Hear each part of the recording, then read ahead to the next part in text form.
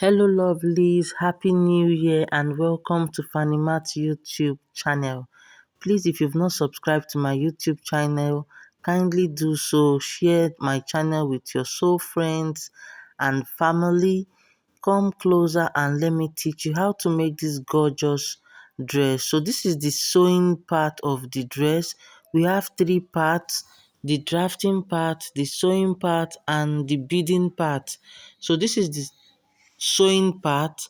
Kindly watch the beading part and also the drafting part of this tutorial before watching how to sew this dress together. So without further ado, let's get right into the sewing video. So the first thing you want to do is to use your needle and thread to gather the ends as you've seen. Make sure that this part is very flat. You can put your gathers at the middle. You can use your nipple to nipple measurement to gather for this gathering. So let your gathers be at your nipple to nipple distance. So once you are done doing that, you can now place it on the lower part and then you join it together like so. So this is it after I'm done joining together, and this is how the wrong side looks. I interfaced the lower part, but I didn't put any interfacing on the upper part. So you can see this armhole part. This armhole part, you can trim out a little from there so you don't have excess. I'm going to put an arrow there so you understand what I'm talking about. So I trimmed mine off camera. You can measure to see the excess you have so that you can trim out the right amount. So you can see my gathers. I gathered that on the nipple, on my nipple to nipple measurement. And you can see how everything is laying flat and nice. So now this is my lining piece. I've done the same thing for my lining piece. We are sewing our lining separately. So now you can see my skirt part. I've gone ahead to gather it with my gathering thread and needle. So now I'm just going to release the gathers a little. You can see the V shape that I have there. I'm going to merge it with the upper part of the V shape, and I'll pin down. I'm going to go over to the other side as well. You can see the V shape that I have. So this is my front piece. So I'm going to pin down that V shape of the upper part and the lower part together like so. The next thing I'm going to do is to pin down the side seam. Make sure you have no gathers on your side seam and you spread out your pleats. Okay, make sure your pleats are even and then you pin this down. So once I'm done doing that, I'll move over to the other side and I'll arrange my pleats.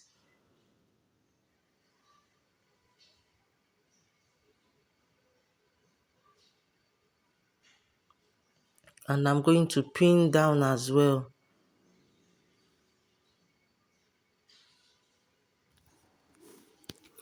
Once I'm done with the gathering and spreading of the middle part, I'll move over to the side.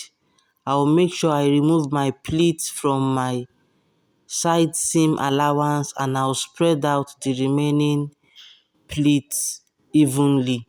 I'll do the same thing for my back piece. I'm going to do that off camera so the video won't be too long. Just do the same thing. Place your fabric right side facing each other and you top stitch it down together with your half an inch seam allowance.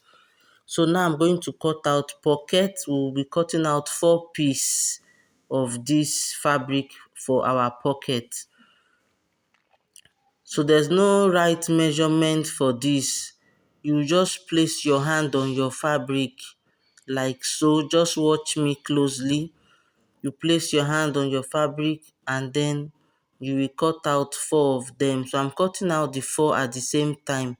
You can see the way I placed my hand on on my fabric.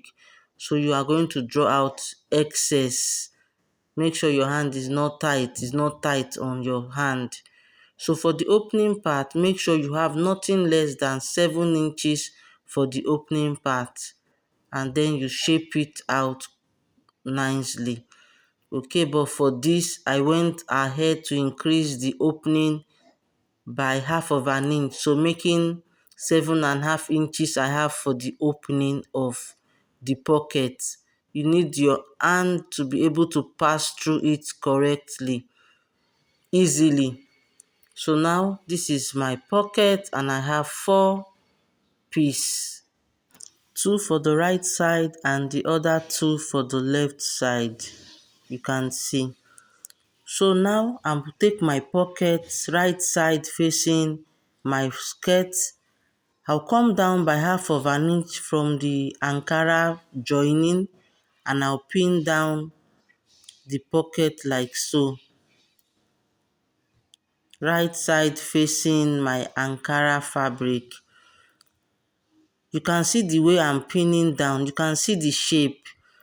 Your Ankara your pocket facing, like this pocket bag must face down. It must face down when you are placing it on the fabric. The pocket must face down. So I'll go ahead and pin it and I'll sew it down by half of an inch. I'll do the same thing for the back piece as well. So now I'm done joining the Ankara pocket to the outfit, and I've done the same thing for the back, and I'm going to place them right sides facing each other like so, and I'll make sure that it aligns on the Ankara part, aligns perfectly, and I'll sew down my side seam allowance, and when I get to the pocket I will sew half of an inch on the pocket and I'll come back and sew my allowance. So you can see I'm done joining this together. I'll go ahead now and I'll fix my zip on the outfit, but first of all I'll join the lower part. I'll measure my zip distance and I'll join the lower part and fix the zip. So for my lining piece, I've gone ahead to join the side seams together with the back, and I'll measure what I have for the lower part. So I'll be using a 180 degrees flare. I got 45 inches for the lower part. So to get your 180-degree flare, you divide your radius by 3.14.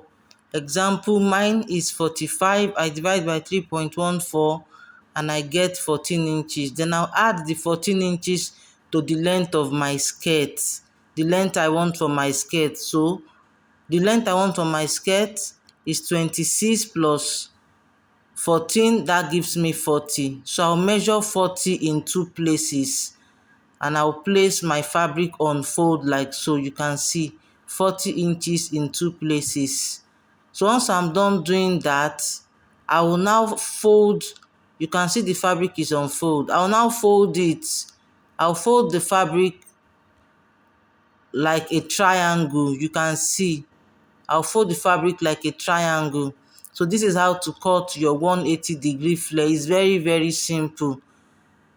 So now I'm going to now mark my radius, which is the 14 inches I got after dividing by 3.14. I'll mark it on the upper part like so. So once I'm done marking that, I'll go up by half of an inch. So this half of an inch is the joining allowance. You understand? If you cut at the exact 14 inches, it will be too wide, so you have to go up. So now I'm measuring, from that point I'm measuring the length for my skirt. You can see. So now I'm going to cut this out. So this is how to get your 180-degree flare. It's very, very simple. So I'll be using 180-degree flare for the lower part of my outfit.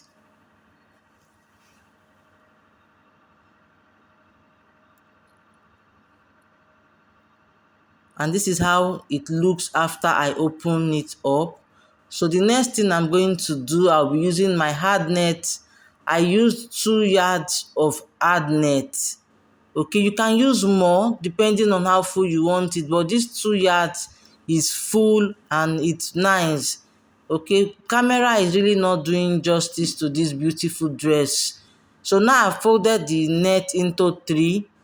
What you need to do is to make sure that your net does not pop out from your outfit. So your net should be about 2 inches shorter than your lining piece. So you can now go ahead and gather it on the waistline, or you come down by half an inch on the lining piece.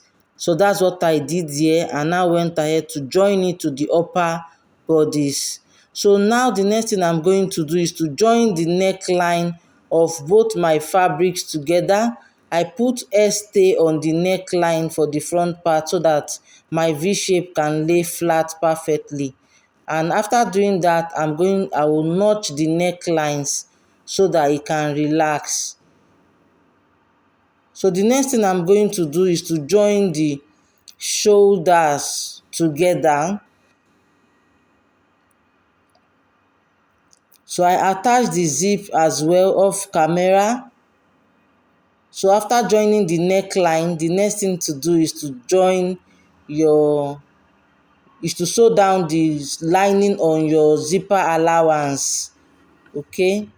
So once you are done doing that, you have to join the shoulder seam together.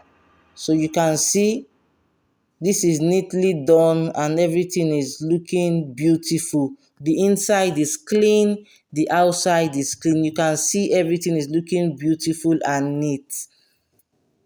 So the next thing I'm going to do now is to join the shoulder.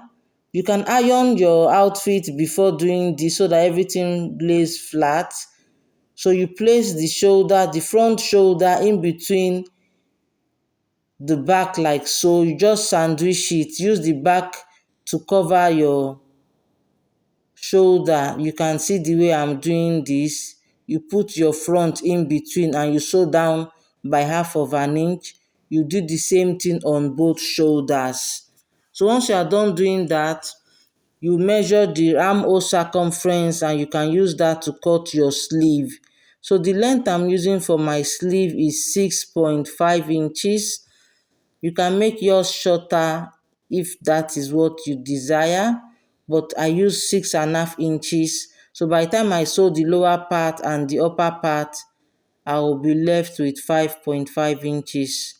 So now I'm just inputting my round bicep measurement. So I will just cut this out. I'll go ahead and do the same thing for my lining piece, and I'll join that off camera.